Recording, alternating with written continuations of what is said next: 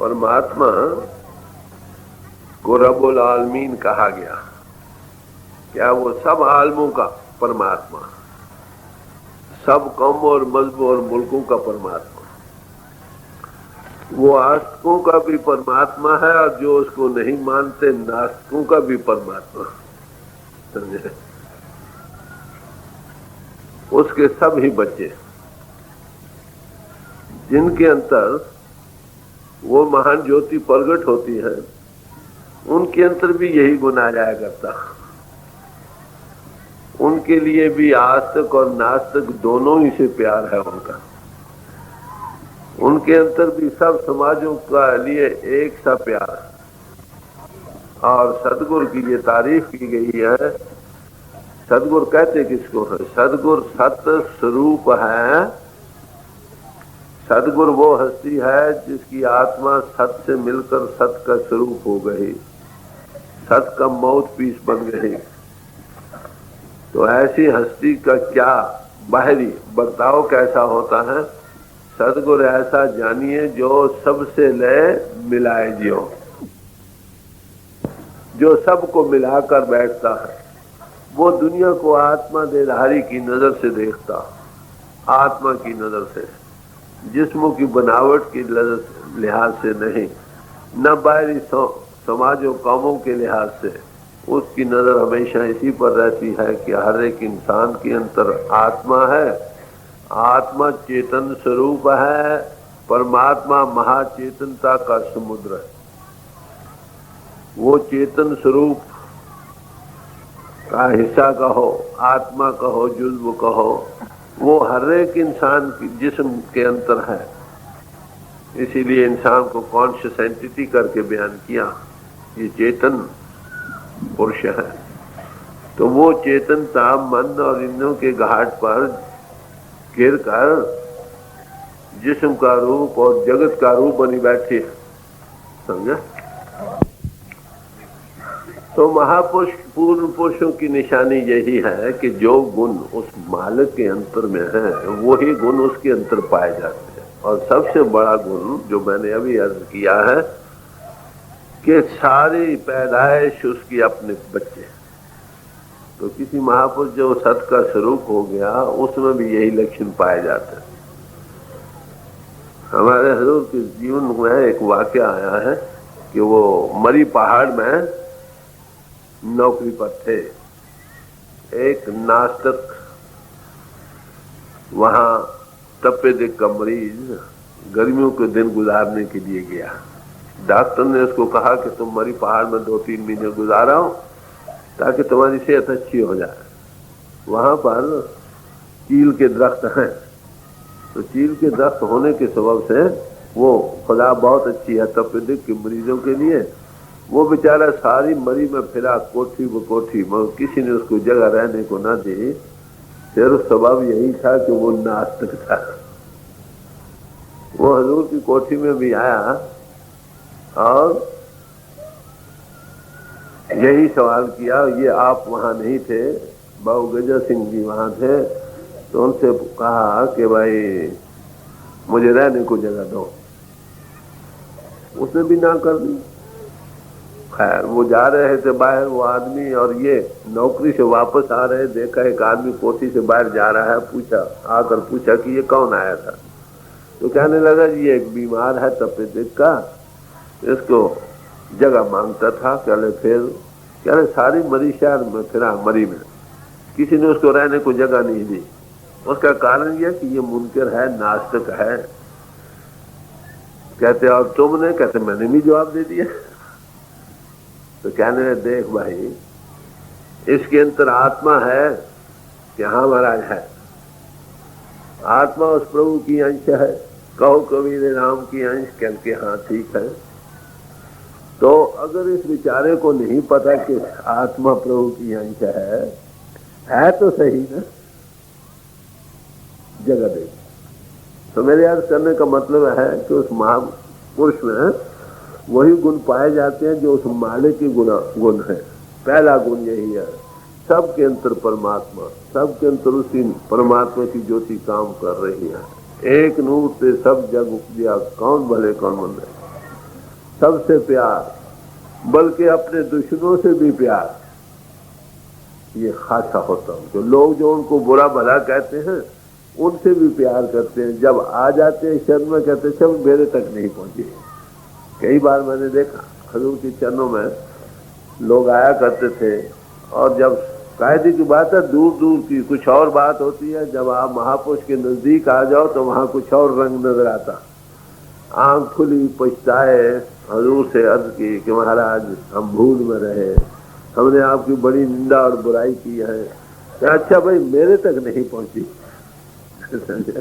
और उनको नाम बख्श दिया, तो उनका प्यार सबसे होता। हजरत मूसा थे, उनके पास कहते हैं एक बार एक आदमी खाना खाने को आया। खाना खाते हुए आम ये कायदा है कि उस मालिक का शुक्राना किया जाता है। उसने सिर्फ खाना शुरू कर दिया और प्रभु का नाम न लिया, तो हजरत मूसा ने बड़ा गुस्सा उसके कि निकल जाओ यहाँ। तो कहते हैं कि हजरत मूसा को वही हुई आयत उतरी कि देख मूसा, जिसको मैं खाना देता हूँ समझे, तू उसे नफरत करता।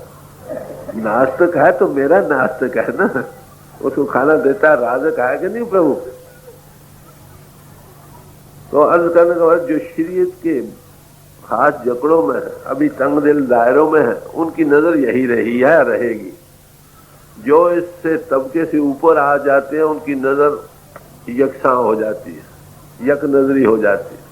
वहां दुश्मन और दोस्त, मित्र और ना मित्र कोई भी हो, हर एक में उसी की ज्योति के लिहाज से वो दुनिया के साथ बरते।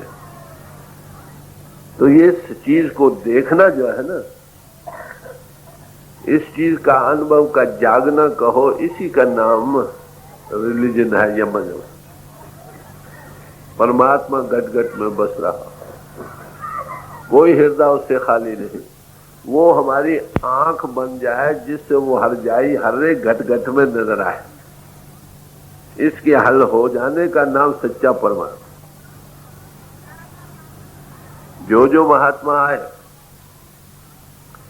ये एंडलेस एक्सपेरिमेंट था जो उस सच्चाई के साथ, सत्य के साथ किया गया। जो जो महात्मा आए उन्होंने इसी का इजहार किया जो उनको तजुर्बा अंतर सत्य से हुआ। तुझसे कहो, मालिक से कहो, जो ला तगय्युर ला तबदल हस्ती है, उसके साथ जो जो तजुर्बा उनका हुआ उन्होंने वो बयान किया। सिर्फ ज़बानी जवा खत के सवाल नहीं, यही दुनिया असलियत को समझने में कासिर हो जाती है। लोग तो सिर्फ बयान करते हैं, क्या जो ग्रंथों पोथियों में लिखा। संत वो कुछ बयान करते हैं जो वो अपनी आंखों से देखते। सुन संतन की साची साखी, सो बोले जो पेखे आखे। संतों की सच्ची शहादत को सुनो, वो कुछ बयान करते हैं जो कुछ वो अपनी आंखों से देख रहे हैं। उन महात्माओं से जब आप सवाल करते हैं कि महाराज परमात्मा है, तो वो क्या जवाब देते? गुरु नानक साहब से ये पूछा गया तो उन्होंने क्या कहा? नानक का पातशाह जिससे जाहिरा नजर आ रहा है। देखो भाई, यीशु मसीह साहब से यही सवाल किया गया था कि खुदा है, कहते बिहोल्ड द लॉर्ड, वो नजर आ रहा है। देखो, कहीं कोई रीजनिंग नहीं दे रहे, समझे? हम तुमसे कोई पूछे तो हम क्या कहते हैं? कोई पूछे सवाल करे परमात्मा है तो हम कहते हैं हाँ भाई, सूरज वक्त पर चढ़ता है, मौसम वक्त पर आते हैं, हर एक चीज नियम से चल रही है, घड़ी के बनाने वाला कोई है, इसलिए as a matter of influence नतीजा अखज करते हैं कोई और ताकत है। देखी नहीं, पर जो देखते हैं वो कहते हैं हम देख रहे हैं। कौन देखता है? तो गुरुमुख देखा नहीं, जो ऐसे अनुभवी पुरुष के सन्मुख बैठ गया, गुरुमुख हो गया, वो इसको अपनी आंखों से देखता। अरे ये बयानात है, फैक्ट्स, अफसाने नहीं। यही विवेकानंद जी के मुतल्लिक जिक्र आता है, स्वामी विवेकानंद जी के मुतल्लिक, कि वो पहले पुरुष थे जो बॉम्बे प्रेसिडेंसी में लोगों को चैलेंज करते फिरते थे, इज देयर एनी गॉड, कोई है आदमी जिसने परमात्मा देखा। तो उस वक्त उन दिनों स्वामी हमारे रामकृष्ण परमहंस कलकत्ते में थे। किसी ने कहा भाई जाओ उनके पास, ये पढ़े अनपढ़ का सवाल नहीं भाई, पढ़े अनपढ़ परम विद्वान, वो इल्म के लिहाज से आरास्ता नहीं थे मगर अनुभवी थे। अनुभव का सवाल है भाई, कहीं से अनुभव जाग उठे सही, जितना जितना जागे उतना सही, थोड़े तो अनुभवी गए उनके पास। वहां मामूली सी धोती बांधकर, याद रखो महात्मा को बनावट नहीं बनाते, वो एवरेज मैन की तरह रहते हैं, साधारण। आजकल तो महात्मा की यह है, कोई लंबा चोला पहन ले, कोट पहन ले, सीधी पगड़ी बांध ले या बाल रख ले, ये कर ले, कोई शक्ल शुबात महात्मा की बनाई जाती है। महात्मा जो सचमुच जिनके अंतर से तलक हो वो बनावट से रहते हो जाती है, नेचुरल सादा जीवन, सादा रहने।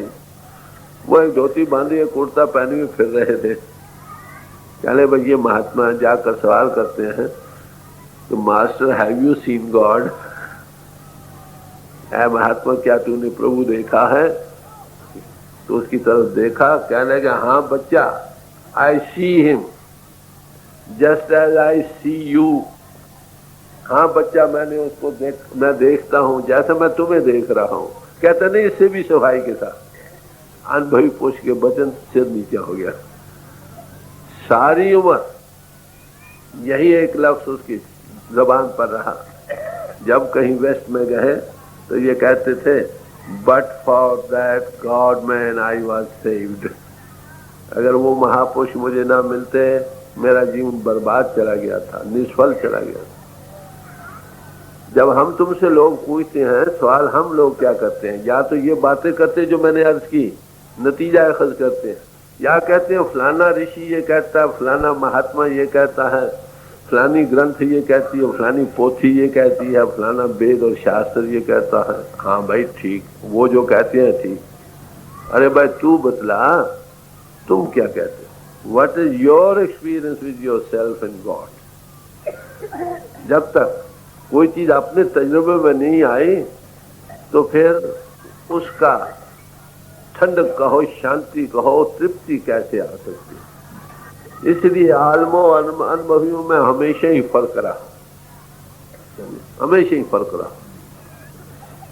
आलम तो लिखी पड़ी बातें सुनाते हैं, जूठी पतले चाहते हैं कबीर साहब के लफ्ज के मुताबिक, और आमिल पुरुष जो है वो देख कर कहते, वो देख रहा है, उसके देखे हुए एक चीज देखी हुई कोई बयान करे उसमें बयान, और एक आदमी पढ़ कर करे, उसके दोनों के तर्जे बयान में फर्क है।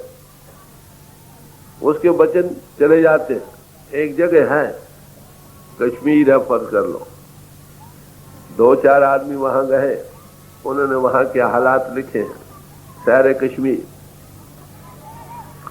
वो किताबें जो पढ़ते हैं और हर एक आदमी ने बयान करना, मोटी मोटी बातें तो मिलती हैं, डिटेल की बातें कहीं न कहीं एक ज्यादा बयान कर जाएगा, दूसरा कम कर जाएगा, हो सकता है तीसरा उसका जिक्र ही न करे। तो ये पढ़कर पढ़ने वाले के दिल में शक पैदा, बात क्या है तो समझ नहीं आ रही।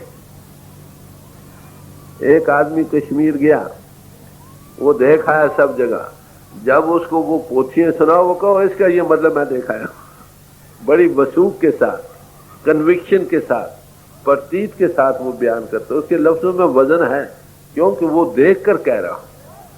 तो ग्रंथों पोथियों को भी माफ करना, हम पढ़ सकते हैं मगर उसके राइट इंपोर्ट को नहीं समझ सकेंगे, सही मानों को उस वक्त तक जब तक वो चीज, वो बात हम किसी उसके आमिल पुरुष से ना सुने। आखिर ग्रंथ पोथियों में क्या दिया क्या है? उन ऋषियों मुनियों महात्माओं के तजुर्बे हैं जो उन्होंने अपनी आत्मा के साथ किए, सेल्फ के साथ किए और परमात्मा के साथ। कौन कौन सी चीजें उनकी मददगार हुई, कौन कौन सी चीजें उस रास्ते में रुकावट साबित हुई, इनका जिक्र। उन महापुरुषों को क्या क्या तजर्बे है, इनके थोड़े थोड़े इशारे ये उन्होंने किया। अब हम जो किताबें कोट करते हैं उसको आलिम लोग सारी जगह नहीं समझ सकते। कई जगह ऐसी आ जाती हैं जहां पर इंसान मुंह के बल गिर जाता। मैं एक मिसाल के तौर पर अर्ज करूं, मैं जब नौकरी में था तो मेरे अंदर एक सुपरिंटेंडेंट था ईसाई, वो रोमन कैथोलिक का लाइब्रेरियन था। उसके जरिए मुझे ईसाइयत की बहुत कुछ खबर मिली, किताबें ग्रंथ से पोथियां पढ़कर। उसको मैंने कहा भाई तुम बिशप ऑफ लाहौर से ये जाकर पूछो ये जो घंटा बज रहा है ना इसका मतलब क्या। गए, वो हिंदुस्तान में जितने विषय में सबसे एडवांस्ड गिना जाता था। कहने लगा it is only to call man together, सिर्फ आदमियों को इकट्ठा करने के लिए है। मैंने उसको कहा भाई ये मान लिया 2 मिनट के लिए, तो मंदिरों में जो घंटा जो जाकर बजाता है वो, ये घंटे की निशानी हर एक समाज के चेन चक्र में मौजूद है। पूजा पाठ में सिख गुरुद्वारों में जाओ घंटा बजाते हैं, शंख बजाते हैं। जैन मत बुद्ध मंदिरों में जाओ वहां घंटा बजाते हैं, पूजा पाठ करते हैं, घंटी बजाते हैं। आखिर भाई इसका मतलब क्या। देखेंगे यहाँ आलम कहाँ गिरते हैं मुंह के बाद। तो अनुभवी पुरुषों की बानी भी अगर आप किसी अनुभवी पुरुष से सुनेंगे तब तो सही माने उसके तुमको समझ आने लगेंगे, राइट इंपोर्ट को समझ सकोगे। नहीं तो कई जगह ऐसी जगह आएगी तो मुंह के बल गिर जाओगे। ग्रंथों पोथियों को हम पढ़ सकते हैं मगर उसके राइट इंपोर्ट को नहीं समझ सकते उस वक्त तक जब तक कि हम किसी आमिल पुरुष से न सुने। ये करनी का भेद है ना ही बुद्धि विचार, कथनी छाड़ करनी करो तो कुछ पाओ सार। ये प्रैक्टिकल मजमून है और प्रैक्टिकली रहा है और रहेगा। ये इल्म सीना है, सफीना नहीं। ये परा विद्या है, अपरा विद्या नहीं। बाहर के रस्म रवाज, पूजा पाठ, तीर्थ यात्रा, ग्रंथों पोथियों का स्वाद है, पूजा पाठ, ये वो रस्म राज जितने सब इसमें शामिल, जितने इल्म है इसमें शामिल। इनसे सिर्फ तैयारी गर्द है, preparation of the ground, paving the road, मगर इससे आत्म कल्याण नहीं है। आत्म कल्याण केवल आत्म तत्व के बोध से ही होगी। जिसको हुई इसी से हुई, चेतन रूप विचारो अपने स्वामी जी महाराज फरमाते। कहो नानक बिना पाची ने मिटे न भ्रम की काई। जब तक हम अपने आप को चीनते नहीं, अपनी आत्मा को मन इंद्रियों से आजाद करके अपने आप का अनुभव और प्रभु का अनुभव नहीं करते, तब तक आना जाना इसका खत्म नहीं होता। तो उन महात्माओं का हमेशा ही, ऐसे पुरुषों का, महापुरुषों का यही रहा है कि भाई सारी मनुष्य जाति एक है, एक रही है और एक रहेगी। सारे ही उस मालिक के कुंभे के मेंबर, सबे सांझीवाल सदायन, कोई नद से बाहर जियो। एक पिता एक उसके हम बारक, तू मेरा गुरहाई, brother of man and fatherhood of God. ये सबसे उनका पहला उपदेश है जो वो दिया करते हैं। वहाँ कौमे मजहब समाजे नहीं, वहाँ आत्मा देहधारियों का सवाल है। वो सबको आत्मा देहधारियों की नजर से देखते हैं और सबसे उसी की अंश मानते हुए उसी के पुजारी रहे।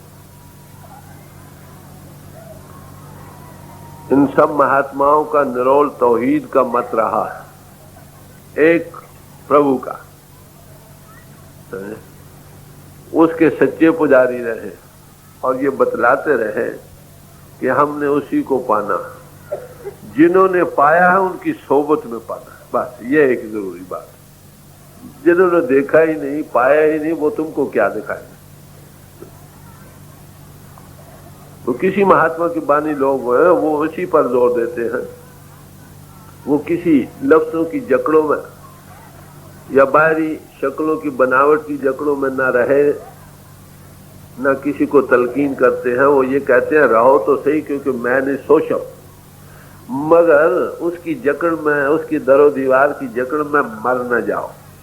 इतने ऊंचे चढ़ो कि सारी मनुष्य जाति ही तुम्हारी समाज बन जाए। गुरु नानक साहब से पूछा गया था कि महाराज सबसे ऊंचा मजहब कौन सा? योगियों ने सवाल किया। योगियों में आई पंथ सबसे ऊंचा। तो फरमाने लगे आई पंथी सगल जमाती मन जीते जगजीत, कि सबसे ऊंचा मजहब क्या है कि हम सब एक जमात में पढ़ रहे हैं और सब उसी को पाने के लिए बैठे हैं ना भाई। अपरा विद्या इसलिए बनाई गई कि इससे नेक पाक और सदाचारी बने। पाना तो वर्ज वही था ना कि अपने आप को जानो और प्रभु को जानो, self knowledge and God knowledge.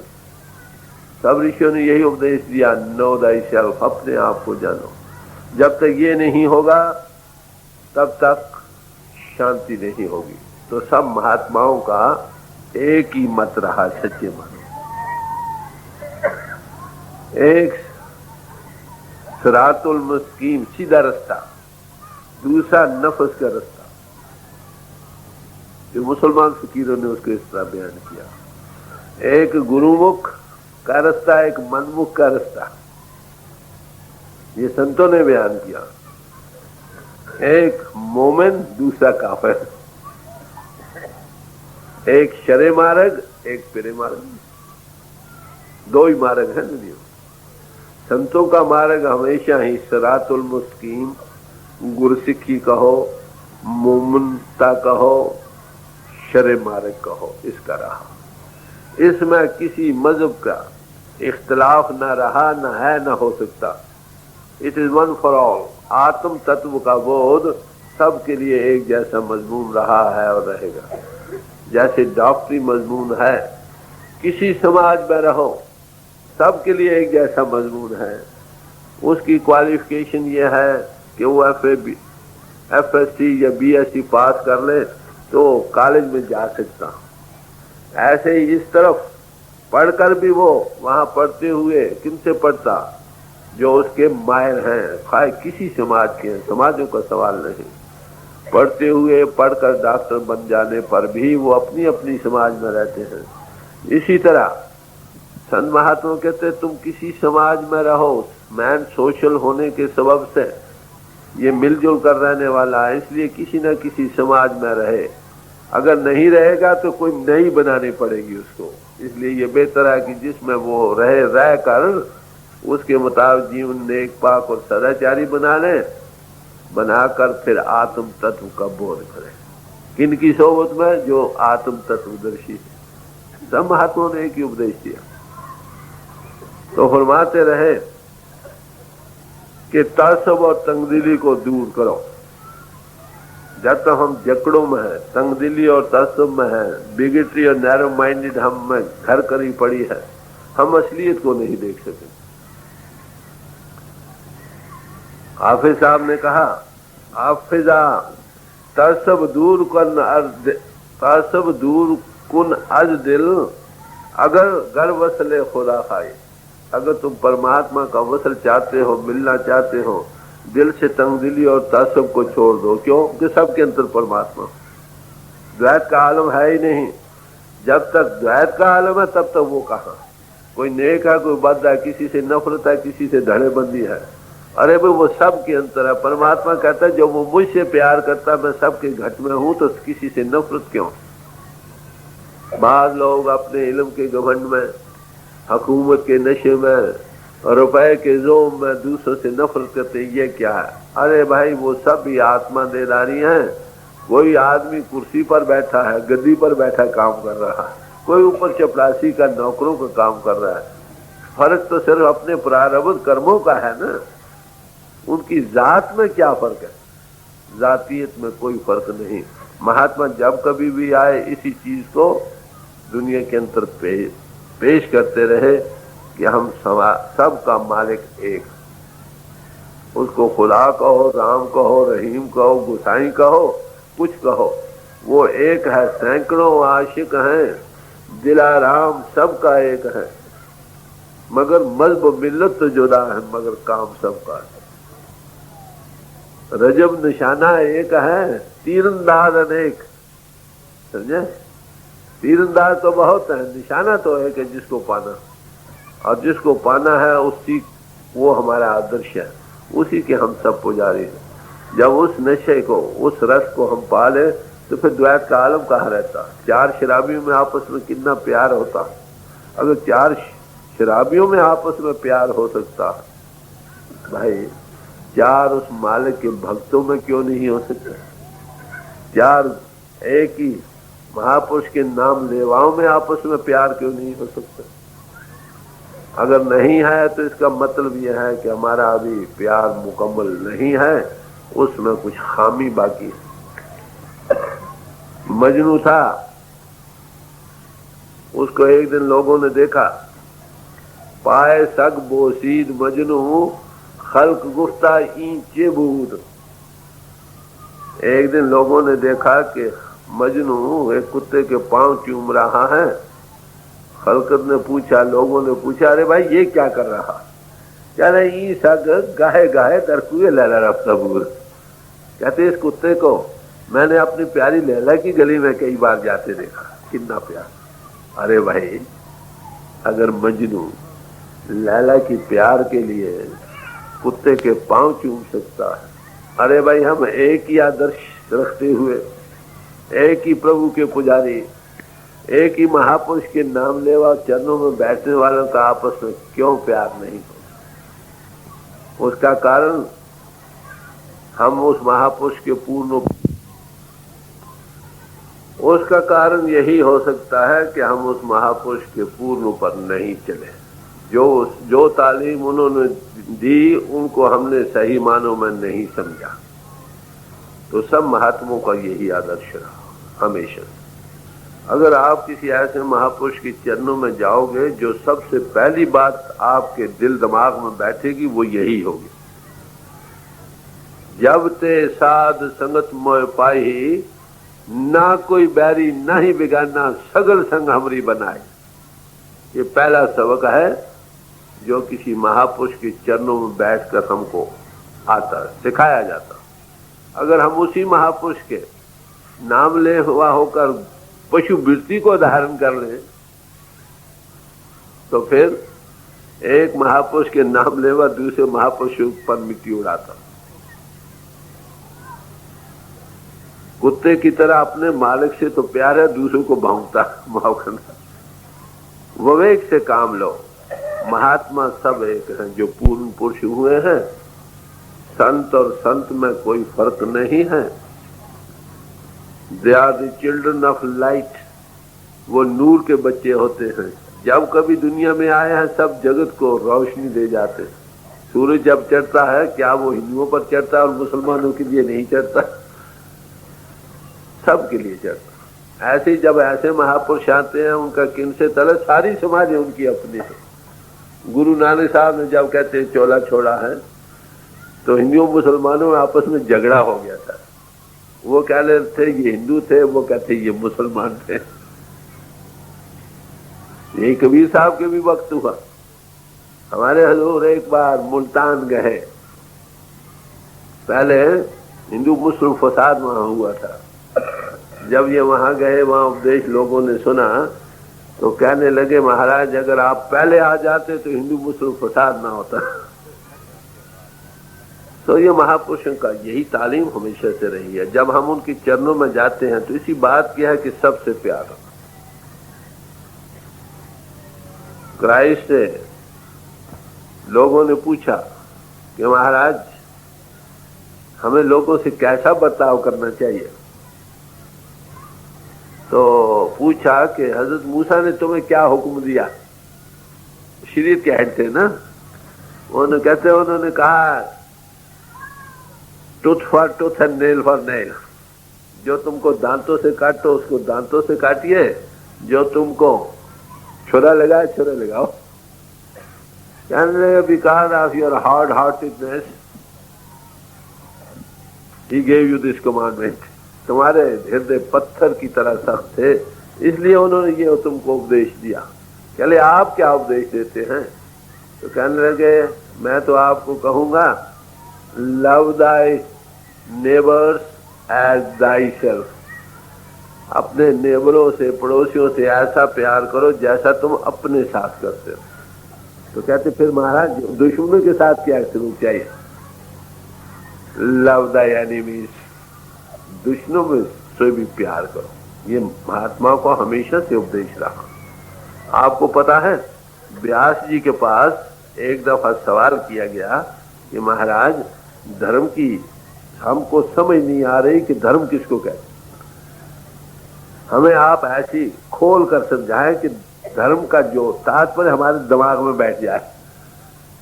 तो कहने लगे भाई दूसरों के साथ ऐसा सलूक करो जैसा तुम चाहते हो कि लोग तुम्हारे साथ करें, यही धर्म है।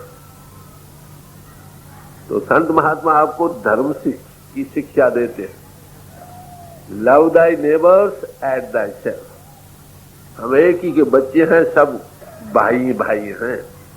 इख्तिलाफ हमारे लोगों के पैदा किए हुए हैं, उन लोगों के जिनकी तंग नजरिया है, तंग दिली है, परमात्मा ने नहीं बनाया।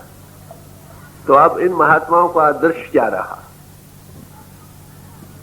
सबका आदर्श भी एक कि पूर्णता को पाओ, परफेक्शन को हासिल करो। Be ye perfect as your father is in heaven। तुम पूर्ण बनो जैसा परमात्मा पूर्ण। परमात्मा में आप देखिए सब उसके बच्चे हैं, तुम्हारे दिल में सबके लिए प्यार हो, समझे? वो सबका राधा है, हर एक का भला चितवन करता है। तुम भी भाई सबके लिए भला चितवन करो। तो ये गुण है जो परमात्मा के अंतर मौजूद है और हमको उसी को आदर्श सामने रखे। और पूर्ण पुरुष जो उससे एक हो गए कहो, जिनके अंतर उसकी झलक मौजूद है, उनमें भी यही गुण पाए जाते हैं। उनको आस्कों और नास्कों का सवाल नहीं, वो पूर्णता चाहते। कबीर साहब ने मिसालें दे दे कर समझाया है कि साधु को कैसा होना चाहिए। पहले फरमाते हैं रोड़ा होरो बाट का तज मन का अभिमान। बरसते के रोड़े बन जाओ, सब अभिमान को छोड़ दो। फिर आप ही कहते हैं रोड़ा हुआ तो क्या हुआ, पंछी को दुख दे। कहते वो भाई दुखदाई बन जाता पंछियों को मारने के लिए, ये भी ठीक आदर्श नहीं। फिर कहते हैं क्या जो धरनी में खे, जैसे मिट्टी है ना बारीक, ऐसे बन जाओ। फिर कहते भाई ये भी आदर्श ठीक नहीं, वो डोड लागे अंदर, ये भी लोगों को कपड़ों को लगती है, ये भी ठीक नहीं। फिर क्या कहा कि पानी जैसा होना चाहिए, क्या लगे ये भी आदर्श ठीक नहीं, वो ताता सीता हो, वो कभी गर्म होता है कभी ठंडा होता। तो महाराज फिर कैसा होना चाहिए? फरमाने लगे हर जन हरी जैसा चाहिए, बस। तो परफेक्शन हर एक महात्मा का गोल है। वो देख रहे हैं कि हर एक के अंतर आत्मा है, आत्मा प्रभु की अंश है, ये जुज्व है, वो कुल है। जुज्व कुल के साथ मिलकर उसका रूप बन जाए, बस ये आदर्श हर एक महात्मा का रहा है। किसी समाज में वो आया, मैंने अभी अर्ज की थी, महात्मा उस सब का जो पराविद्या या आत्मवेता पुरुष रहे हैं, उन सब का एक ही मत रहा, दो न हुए न हो सकते। हाँ, अपराविद्या में थोड़ा बहुत इख्तिलाफ रस्म और रिवाज में आपको नजर आएगा, मगर वो भी इख्तिलाफ खास सबब से होगा, मगर उनकी गर्ज वही है जो सबकी। एक मोटी सी मिसाल में आपको अर्ज करूं, सिख गुरुद्वारों में सिर ढांप कर बैठना अदब की निशानी, ईसाई गिरजों में सिर नंगे बैठना अदब की निशानी। अरे भाई ज़्यादा इख्तिलाफ तो जरूर है, मगर गर्ज दोनों की बादब होकर बैठो। ऐसे ही अरब में पानी की कमी है, वहां उन्होंने कहा वजू करके नमाज पढ़ सकते हो। वजू क्या, हाथ पैर मुंह धो लो और नमाज पढ़ लो। कई जगह यहां भी किया, जहां बिल्कुल पानी न मिले वहां तो यमुम कर लो। तो यमुम क्या, मिट्टी पर ये हाथ मल कर, मुंह सिर पर मल कर बैठ जाओ। मतलब क्या कि तन्न होकर, बाहोश होकर, तैयार होकर बैठो। हिंदुस्तान में पानी आम है, यहां कहते हैं भाई जब तक नहा ना लो परमार्थ कबूल नहीं। भाई इख्तिलाफ रसूल मुल्क के आबो हवा से है ना। आप देखिए नजर मारकर, परमात्मा की तरफ से तो एक जैसे हकूक सबको मिले, समझे? देखिए पहले बनावट शक्ल लो इंसान है, सबकी दो आंखें, दो कान, दो नाक, मुंह, गुदा, इंद्री, दो बाजू, दो पांव, टांगे, पेट, छाती, सिर, दिल, दिमाग, ये वो बाहर की बनावट एक जैसी और अंदर की भी कंस्ट्रक्शन एक जैसी। अंदर में मैदा सबके है, फिपड़े हैं, दिमाग है, बाकायदगी अंतर का भी एक जैसा। अच्छा, बाहर जो उतने हकूक हैं, हवा सबको एक जैसी मिल रही, धूप एक जैसी मिल रही, ऐसे ही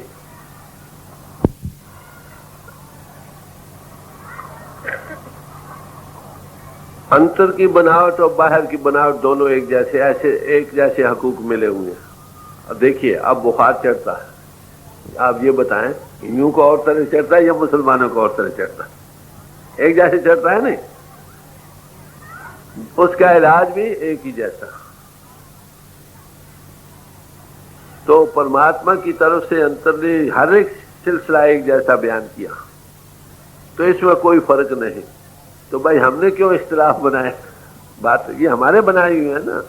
अपरा विद्या इसलिए बनाई गई थी बाहरी रस्म रिवाज, सोशल बीइंग होने के सबब से, कि खास खास कानून बनाए, उसके मुताबिक ये जीवन बसर करे, नेक पाक और सदाचारी बने, इंसान इंसान के काम आए, दुनिया की यात्रा आराम से व्यतीत हो, एक गुड वर्ल्ड सिटीजन बन जाए।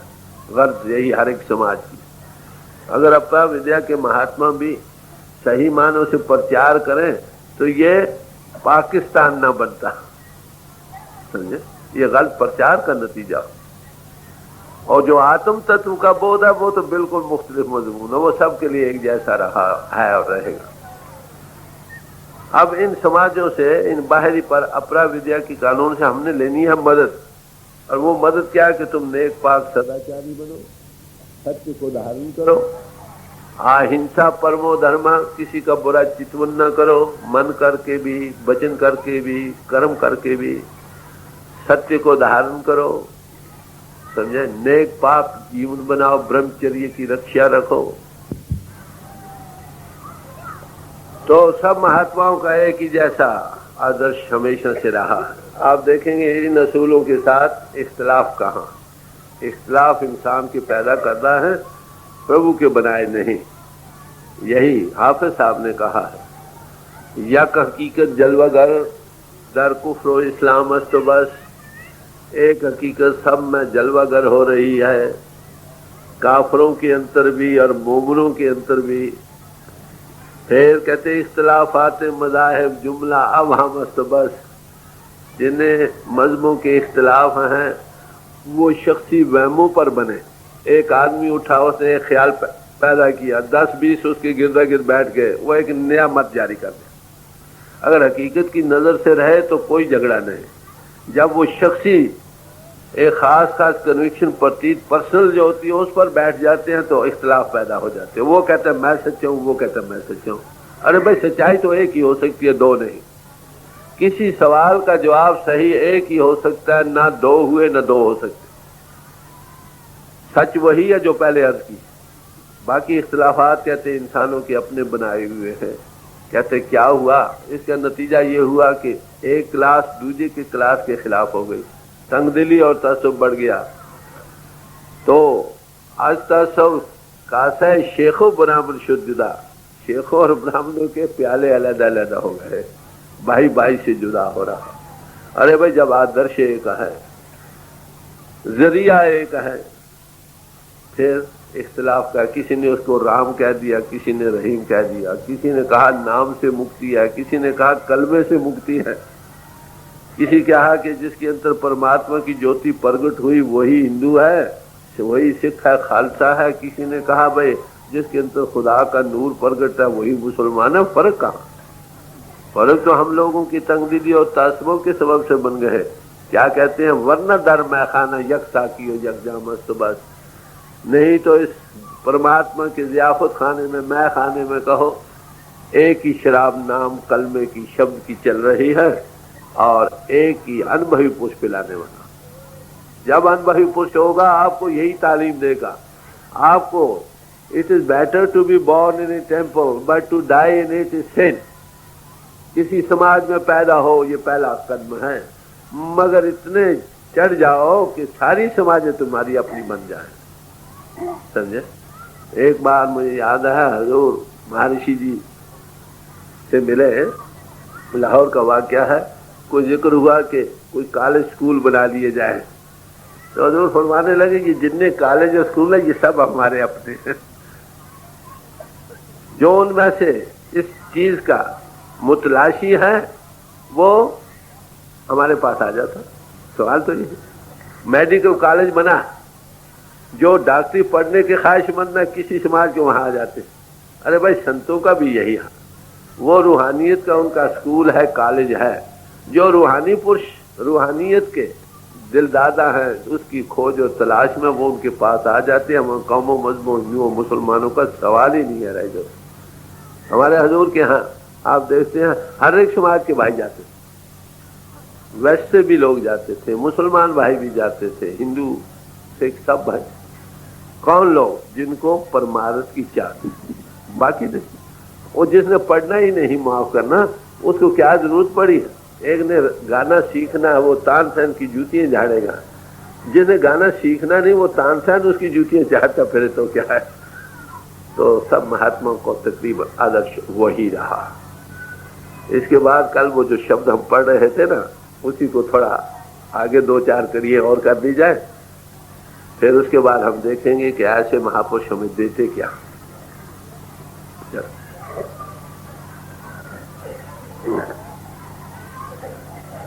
मेरे मन तन प्रेम प्रेम का,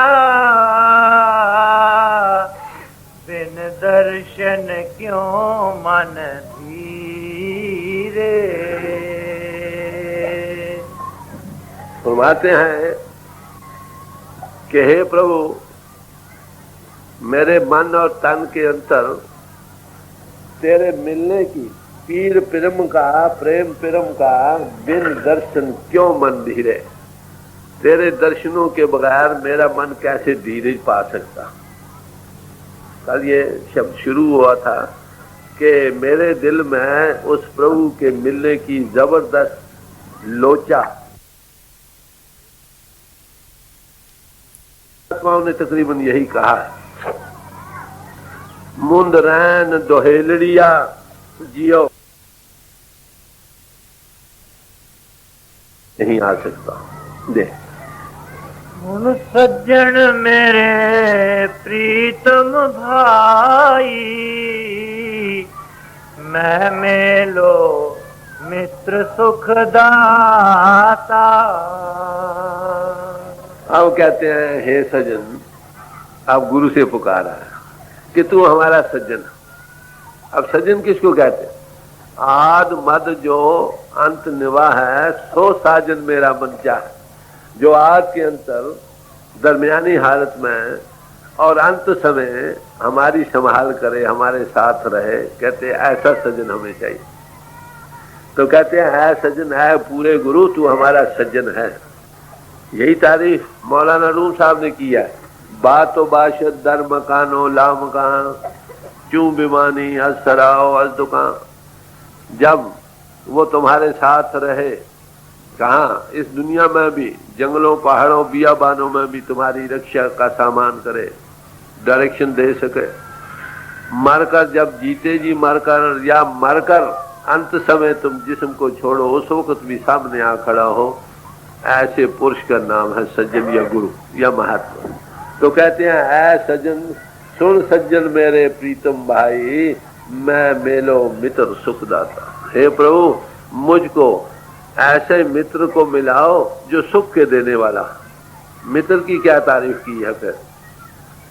मित्र जिन्ना दिसंदड़ियां साड़ी दुर्मत बन जाए, मित्र साड़े से ही जिनके मिलने से हमारी दुर्मति का नाश हो, वो हमारे मित्र।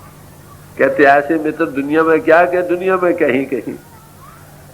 कहते ऐसे मित्र सो हमको मिलाओ जिसके मिलने से हे प्रभु हमारी आप तक प्राप्ति हो सके, रसाई हो सके। आप दया करो। कायदे की बात है, जब आप नहीं पुकार पहुंचती तो वो कहते हैं मालिक किसी को मिला दे। अगर आप नहीं मिल सकता किसी को मिला दे, जो मिला दे। बात तो यही है, यही गुरु अर्जन साहब ने फरमाया, कोई आन मिलावे मेरा प्रीतम प्यारा हो, तिस पे आप बेचाई। कोई भी हो, कौन हो, कोई हो, ये सवाल नहीं कौन हो, जो भी मुझे मेरे प्रीतम से मिला दे, कहते मैं उस पर अपना आप बेचो बै खरीद कर दूंगा। किस लिए? हाँ, हर दर्शन देखन के ताए, मुझे हरि के दर्शनों की चाह है, इसलिए जो भी मुझे उसके दर्शन करा दे मैं उसी का बै खरीद गुलाम रहूंगा।